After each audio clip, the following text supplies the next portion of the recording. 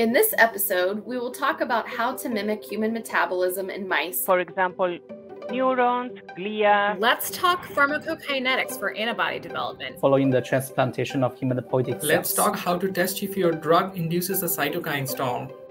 Welcome to JAX Tech Talk with the technical information scientists of the Jackson Laboratory.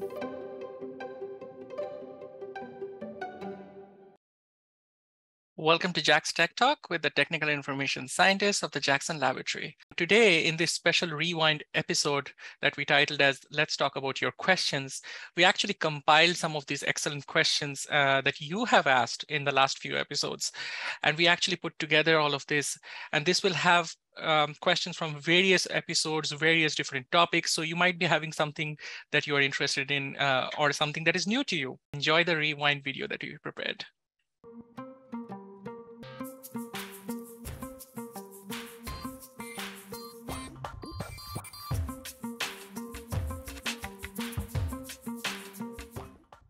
Our audience asks, please explain highly reproducible. Are the results highly reproducible for a single PBMC donor or across multiple donors? Yeah, that's great question to make it perfectly clear. So once you characterize each of these PBMC donors, each one of those donors is reproducible. Each donor is going to have differences in their kinetics and their responses. So what's great about it is once you have a PBMC donor characterized, you can use that same donor and get the same engraftment kinetics profile and survivability until you've completely depleted that entire sample. What's great about having multiple PBMC donors characterized is now you can do what you might consider a population study. So you can look at your responses for a given donor and reproduce those results. Then you can start asking the question, well, how do these responses look across a human population? Do 80% of the humans that I treat, are they going to respond the same if I use a panel of PBMC donors compared side by side in the same study? Or is a subset of them going to respond well and the rest of them don't? Or are certain PBMC donors going to develop a toxicity type of response? The one thing I haven't mentioned so far is having this in vivo platform allows you to do toxicity responses like cytokine releases and things like that that we know are associated with bispecifics, CAR-T, and those other kinds of things. So it's a very flexible platform, and there's a lot of different things that you can do it, including CAR-T.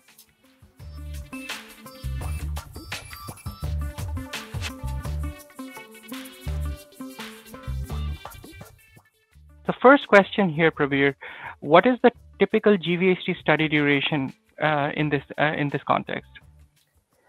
Yeah, that's a good question. So basically, I spoke about pre-testing and pre-characterization of PBMC donors, which eventually helps in ease selection of PBMC donors. So this particular step basically helps us a lot in saving time for our customers as well as for ourselves.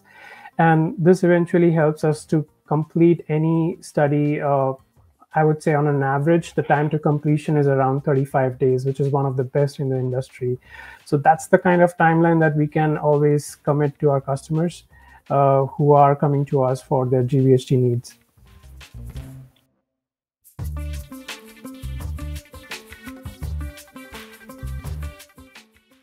Question from a viewer, are HET3 only for aging studies, or could I use them for testing toxicology in non-aged mice? So this is a great question. Do you want to take a stab at it, Lizzie? Yeah, no, that's a really good question. I think a lot of you may have noticed that the characteristics that I described with HET3, they're not necessarily specific to aging. They're more specific testing for interventions of all kind, and that could include toxicology as well.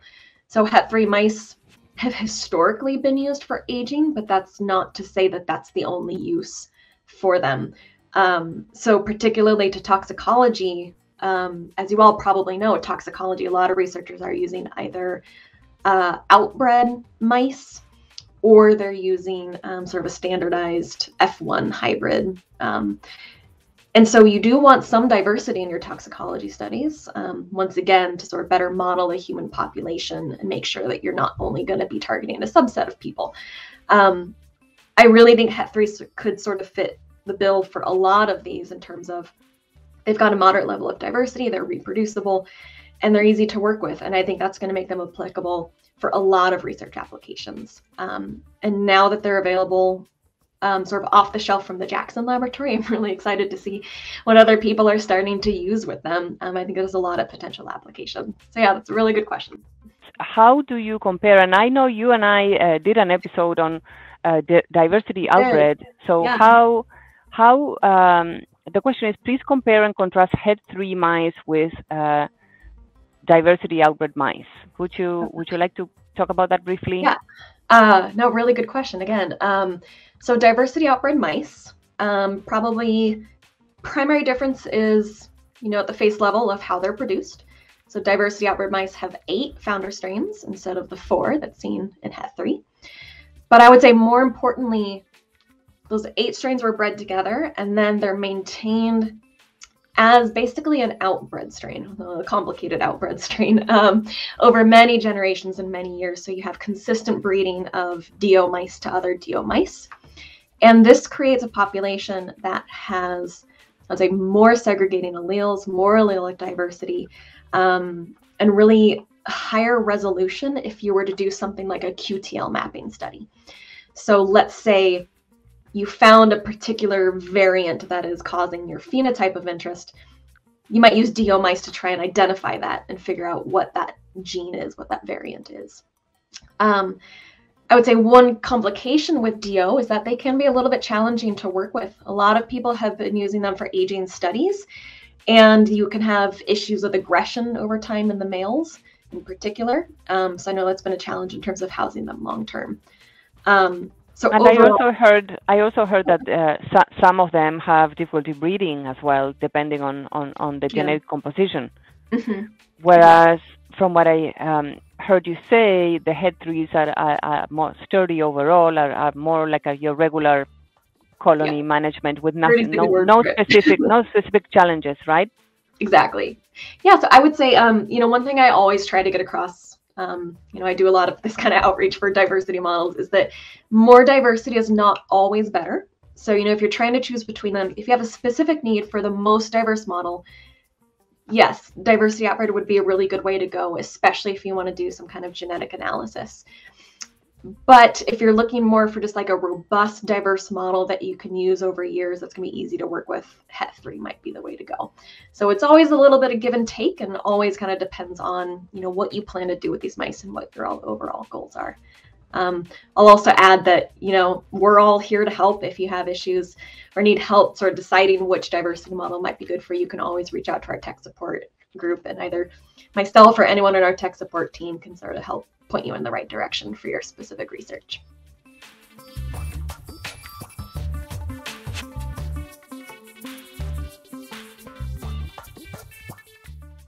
I do see another question that came in asking about how mice are typically infected with COVID-19, and are the symptoms variable in mice similar to humans? So I can touch on both of those questions. So the first one, to my knowledge, most mice are infected intranasally with a spray.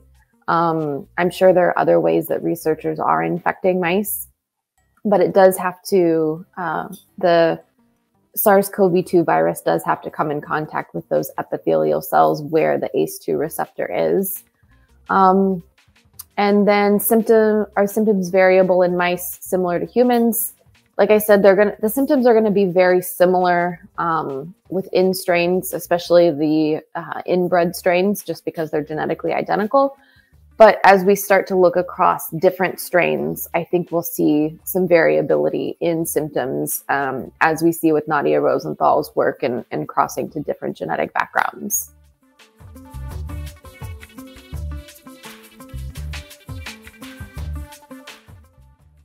What's your perspective and high-level overview of historically how rodents and non-human primates are used in drug development? And what kind of requirements by the various regulatory agencies exist, and what's that rationale? And we can start maybe with small molecules for comparison.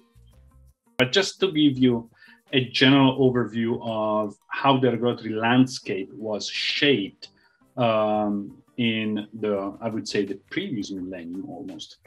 Almost all of the drugs were small molecules. And by small molecules, I mean molecules that weigh just a few hundred kilodaltons. And small molecules have very, very specific characteristics. For example, since they are small, they interact with very few point of contacts with their target proteins. And since these interactions are not very strong, they can interact not just with their specific target, but with other proteins that are not their specific targets. So the major worry of regulatory agencies for small molecules are essentially off-target effects. Now, that's the downside of small molecules. The upside of small molecules is that they generally cross-react between species. So you can test for these off-target effects or these toxic effects in non-human species. So rodents are a clear initial testing, rats and mice, but also dogs, mini pigs, before getting to monkeys.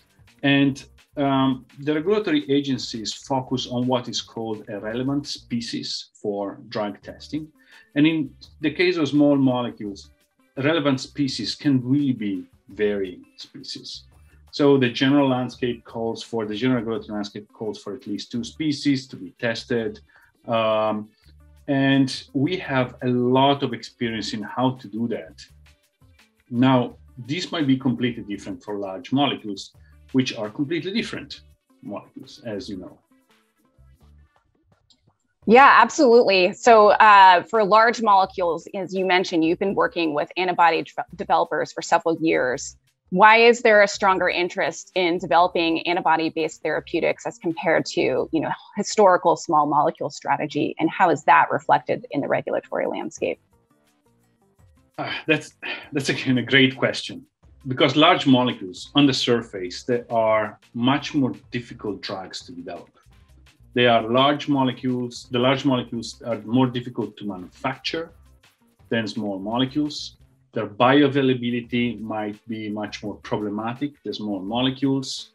And so there are a lot of practical hurdles that drug developers need to overcome for developing these antibody-based molecules, growth factors, and so on and so forth. Now, the big advantage goes down to selectivity. An antibody, for example, will bind to this epitope, to this specific epitope,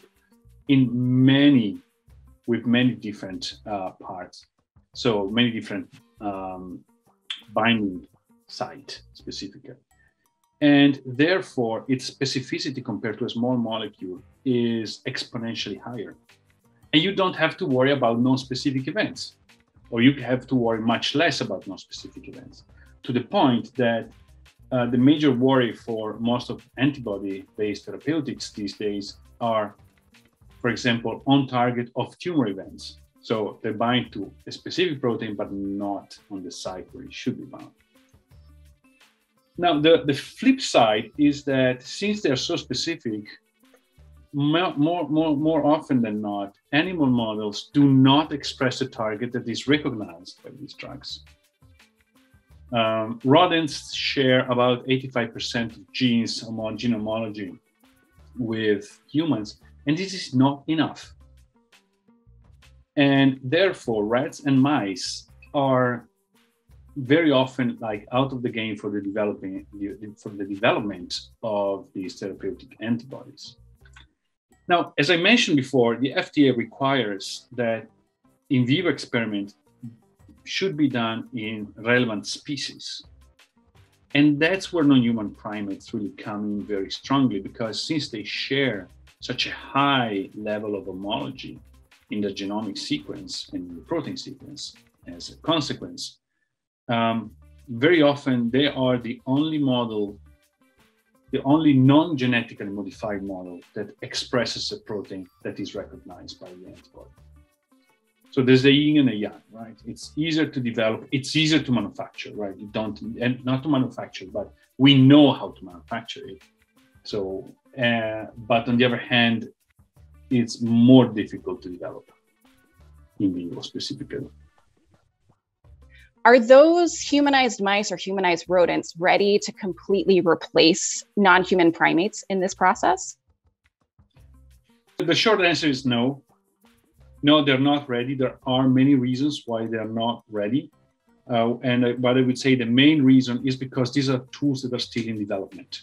They're still characterized. We need the community to use them more widely and understand all of the nuances of this in drug development.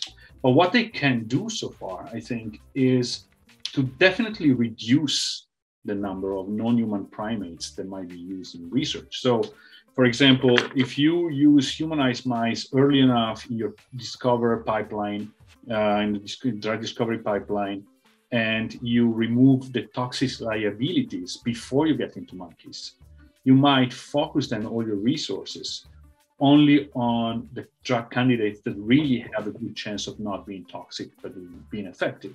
So you will be using less monkeys because you will be doing less monkey experiments. You might refine the monkey experiments by running first this compound in mice and understand better what you're going to expect as an outcome from the non-human primate experiment. And in some cases, these models might be even better than a monkey because, for example, if you're using a bispecific that recognizes a tumor-specific antigen, if the monkey doesn't carry a tumor, then, you know, the entire experiment is kind of meaningless, but you can onboard a tumor on these humanized mice. So depending on how, I don't know what the future will serve for us, but I do have the impression that it's going to be more and more development of these tools, and these will help, if not replacing, definitely reducing the use of non-human primates in research.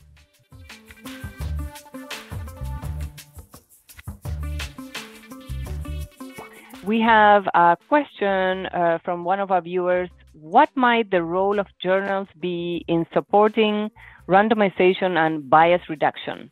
That's a great question because part of the problem is the journals, the reviewers should be asking for these things. And actually most journals, scientific journals now are more and more asking for this. What I suggest is that people refer to the ARRIVE guidelines. This is a consortium that was originated in the UK, but it's also has the support of researchers all over the world. And part of the ARRIVE guidelines is not only to, for example, spell out not only the strain that you're using, the stock number, the genetic background as an example for it to be reproducible, but also they are encouraging to do all of these very robust study design. And the idea is that a lot of journals, the reviewers are backing the ARRIVE guidelines, so that is something that is very encouraging for future research. So you know that what you're reading is something that was, sound experiments and therefore sound results.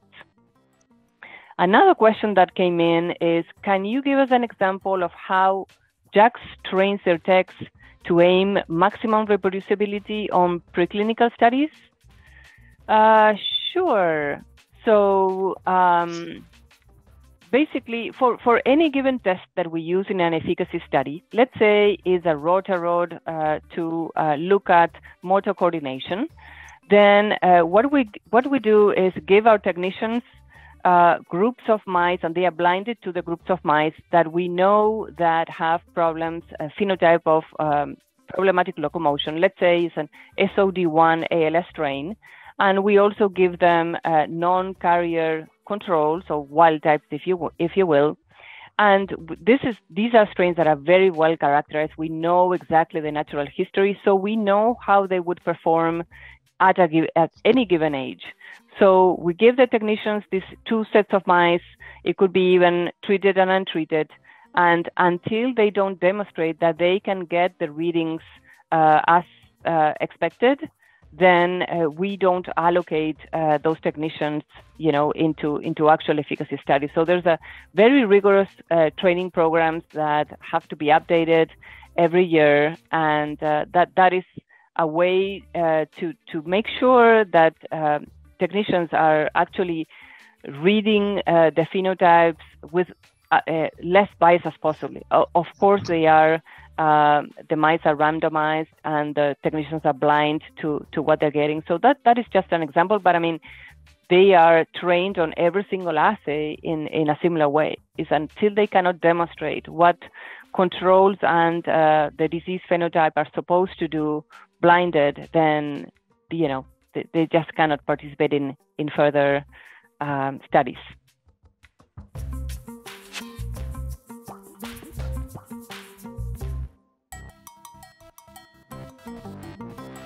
The question is, what about CARs recognizing and targeting each other and causing T-cell fratricide? What can be the best strategy to prevent this situation? Oh, yes, I have read a little bit about that. That's a great question. One way that people are doing that is making sure that certain things on the cell surface are not being expressed.